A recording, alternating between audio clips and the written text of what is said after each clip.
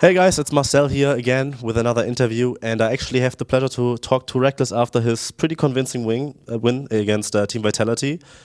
Experts might have said that you guys might lose the game like pretty convincingly, but why is Fnatic so strong all of the sudden? Like, what did you guys do in the last 2 weeks? Um, Tough question. I think we didn't really change things. I mean, we practiced the same way as we've done before.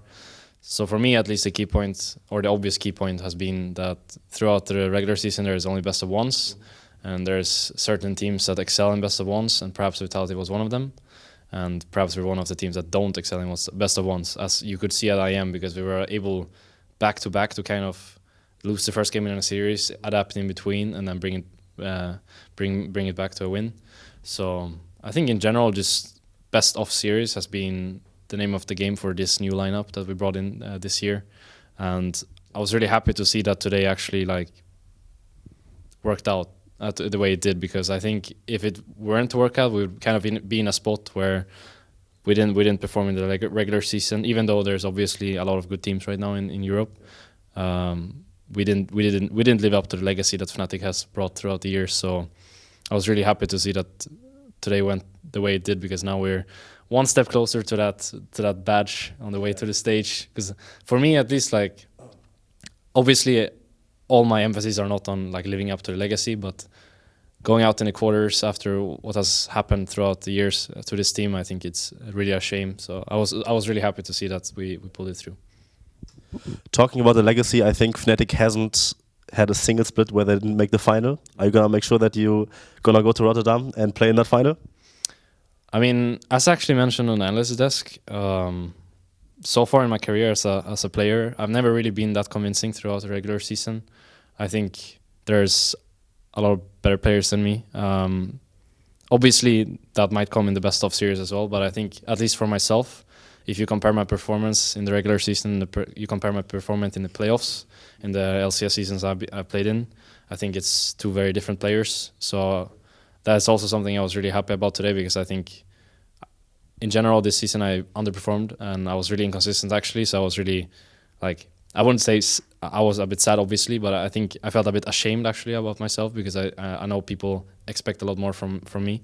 So I think I dropped obviously, like, going into this year I took on the shot calling, but I think during these last 2 weeks I kind of dropped it a bit and focused a lot more on my individual play, because I wanted really to go back to that maybe not famous Rekkles playoff play, but just something that I've had in my mind throughout the years, that I've always stepped it up in these best of series. So I really wanted to do so today as well.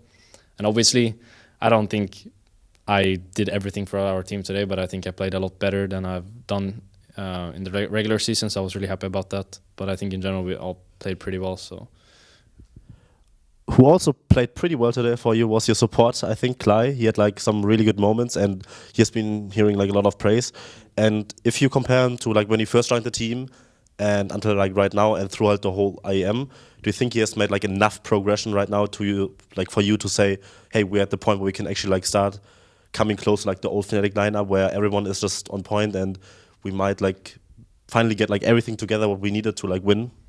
I think it's still a long road before we're on the same spot as the last team. But then again, I think he's made quite a transition from the moment he joined the team to now, which is understandable, right? Like when I came into things back in 2014 when I rejoined Fnatic, I didn't have my best tournament at IM Cologne. I didn't have my best tournament at IM Battle of the Atlantic. And it took me some time to get into things, which is, in my opinion, just a natural development as a player if you go from like challenger or even solo queue in Clyde's case to the LCS stage. So I think we all just showed like empathy and like we tried to understand the thing he were going through and gave him as much time as possible. Obviously, this was like the final moment, right? Because once you get to the playoffs, everything's on the line. But as you said, I think he stepped it up big today. So I was really happy about that, because he's, after all, by my side throughout most part of the game. So it actually allowed me to do more than I usually do as well. So we talked a bit like about general stuff. Let's actually talk about the games that happened. I think you guys had like fairly convincing draft, which means your preparation has been going pretty well. What do you think of like today's draft? I mean, game 1 and game 2 were a bit slow, but they were like really controlled in your way. And then game 3, you had like this game where you gave up something, and then game 4, obviously, like Febvin and you guys, like you especially, you just demolished them in one team fight. Like, what's that? Like, what's the preparation like for like each game? Do you think you just took it game by game, or did you come in with like a clear mindset?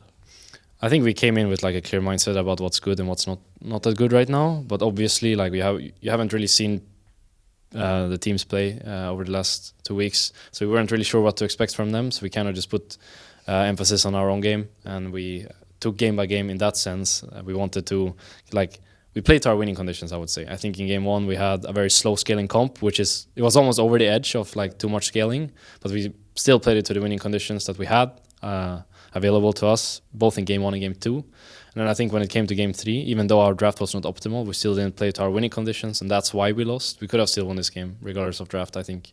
But putting me on the sideline and not putting emphasis with support and jungle around me just allow the game to go in a state where we have no pressure on any lane, which is like a dead zone. You don't want to go there.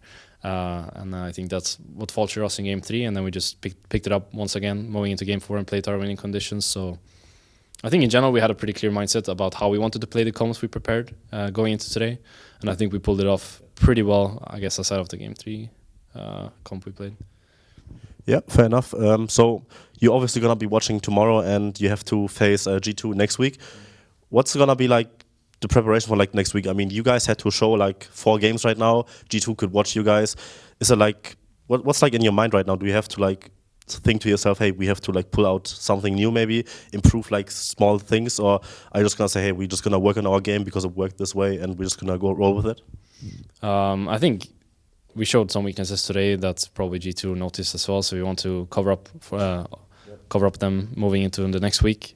But I think like putting emphasis on their gameplay is just a dead trap. Like, we don't know how they have improved over the last 2 weeks. We have no idea what they're currently playing, even though they showcased a very like skirmish/fighting heavy style throughout the regular season, which is something we assume they will continue going with. But the certain picks they're playing in this comp is just, there's no way you can figure that out, right? Obviously you have like some sense of the meta, which is probably the same they're gonna have, but you can't really know. So you just put all the time you have onto yourself, which is the same thing we did today, and then you just adapt in between the games, because it can really just go either way. Obviously though, G2 is the favorite. I think we're 1-1 against them in the regular season, but we shouldn't be 1-1 against them. So they're definitely the favorites, but that was also said about Vitality today. So you never really know. Anything can happen. Yeah, thank you so much for that interview. Very good, deep insight. I wish you the best of luck for your game against G2. Obviously, I will be watching. And if you want to watch more interviews, we have them over at theScore esports.com. Make sure to check them out, and see you guys next time.